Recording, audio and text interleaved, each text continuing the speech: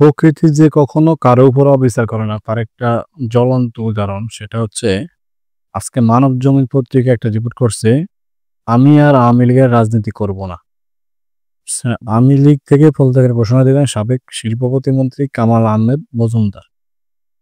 তিনি বলেন আমি রাজনীতি থেকে একেবারে অব্যাহতি নিলাম, আওয়ামী লীগের সাধারণ সদস্য হতেও অব্যাহতি নিয়েছি, এদেশে রাজনীতি করার কোনো পরিবেশ নেই, আজ থেকে আমার আর দলীয় কোনো পদ নেই।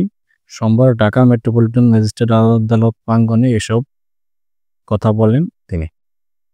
কামাল আহমেদ মজুমদার সহ ৬ জনকে কারাগার থেকে আদালতে হাজির করা হয়। এদিন সকাল ১০টার দিকে পুলিশ প্রহরায় তাদের হাজতখানা থেকে আদালতের কাঠগড়ায় তোলা হয়। এরপর ১০টা ৭ মিনিটে এজলাসে আসেন বিচারক। এরপর কাপরুল থানার মামলায় ৬ জনকে গ্রেপ্তার দেখানোর শুনানি শুরু হয়। শুনানির এক পর্যায়ে কামাল আহমেদ মজুমদার কথা বলার জন্য হাত তোলেন, তখন বিচারক এই মামলায় তাদের গ্রেপ্তার দেখানোর আবেদন মঞ্জুর করেন।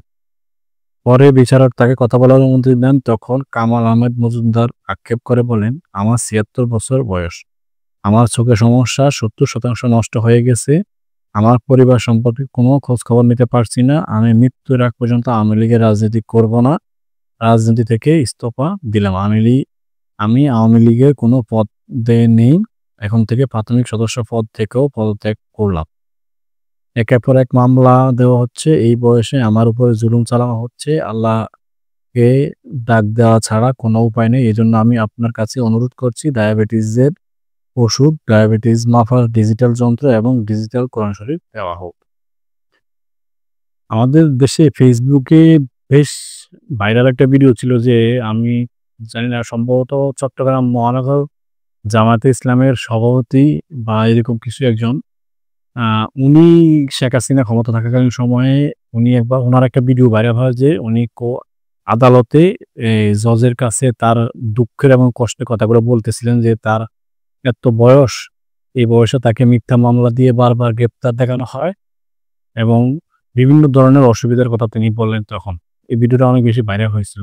সেম ঘটনা ঘটছে আজকে এই আদালত প্রাঙ্গণে। আওয়ামী লীগের সাবেক একজন মন্ত্রী কামাল আহমেদ মজুমদার শিল্প প্রতিমন্ত্রী ছিলেন, তিনিও আজকে আদালতের কাছে এই আবেদনগুলো বলছেন যে তার ৭৬ বছর বয়স, তার অনেক সমস্যা হচ্ছে, তাকে কিছু সুযোগ সুবিধা দেওয়ার জন্য।